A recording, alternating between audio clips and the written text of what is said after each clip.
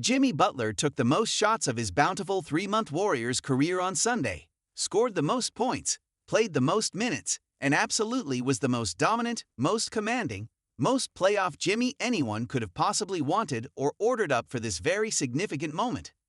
"I liked how Jimmy played," Steve Kerr said with a sly smile afterward. "Didn't you?" The Warriors needed more, but not from Butler during the overtime loss to the Clippers in the regular season finale at Chase Center that knocked the Warriors into the play-in.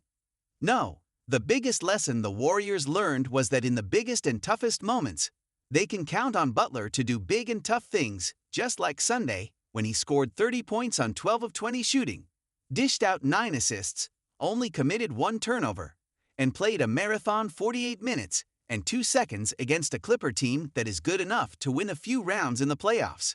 The Warriors, of course, have 4 championships worth of proof that Stephen Curry and Draymond Green are capable of dragging their teammates across the ultimate finish line. Now they have Butler, who has done this on 2 previous finals trips with Miami, and on Sunday did the most he could to get the Warriors out of the play-in. The play I'll always remember. After a Curry turnover in the early minutes of the third quarter, Butler turned around and sprinted back down court so quickly that he cut in front of and stole James Harden's pass near the basket. Then Butler passed the ball to Brandon Podziemski, sprinted back the other way, got the ball back, and buried a mid-range jumper.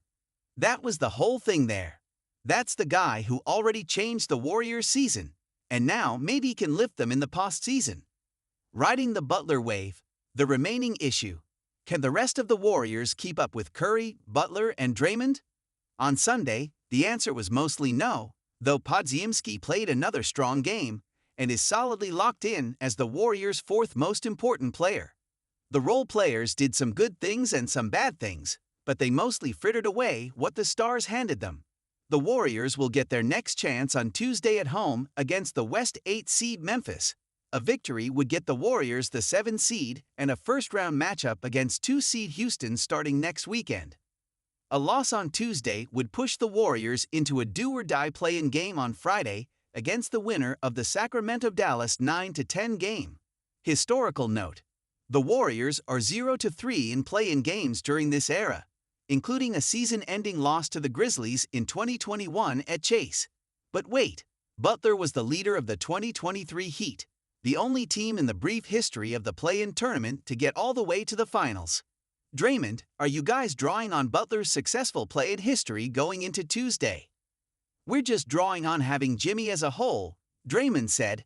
"You saw the effort that he put out there tonight. That's it.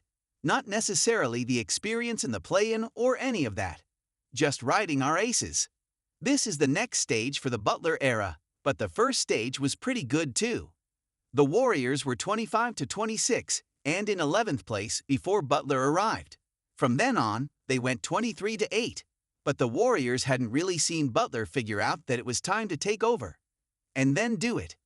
With the Clippers, as usual, swarming Curry, and with Kawhi Leonard and James Harden on the attack, somebody else had to step into the spotlight on Sunday. Somebody who has done it many times before. "He's an alpha," Kerr said of Butler. "He's out there and he wants the ball, and he wants to get to the foul line. You can just throw him the ball. You don't even have to run offense, you just need to get spaced. And what a luxury that is." Butler has been great for the Warriors since the trade, but he also has been passing up a lot of shots, even a layup in Portland on Friday.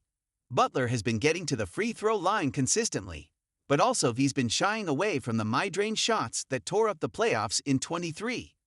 On Sunday, he took a handful of mid-rangers, made several, and that aggressiveness opened up things for himself and his teammates. "It felt good to have the ball and make all the right decisions," Butler said. "Put the ball in the basket sometimes."